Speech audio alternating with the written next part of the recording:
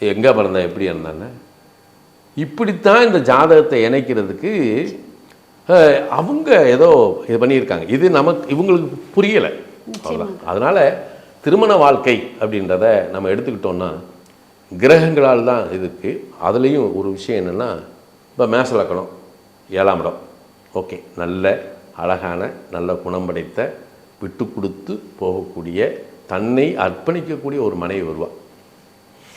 ரிஷப லக்னம் 7ஆம் இடம் காலபுருஷனுக்கு 8ஆம் இடம். நான் ரிஷப லக்னத்துக்கு ரொம்ப இதாக சொல்லுவேன். என்ன சொல்லுவேன்னா, பேரண்ட்ஸை கூப்பிட்டு சொல்லுவேன், கல்யாணம் முடிச்சிட்டிங்களா, பிள்ளைகளை தனியாக கொண்டு போய் விட்டுருங்க. அவங்க 2 பேருக்கு 1000 பேரானா கூட நீங்கள் உள்ளே போகக்கூடாது. கரெக்ட்.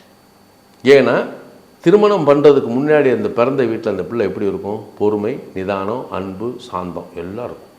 இவன் தாலியை கட்டின அடுத்த நிமிஷத்துக்கு இந்த வேகம், கோபம், சீற்றம், சுயநலத்தோடு ஆயிடுவான். அப்படியே 7ஆம் இடம் 8ஆம் இடமாக மாறும். சில இடத்துல ராட்சசியோடு சொல்லுவாங்க.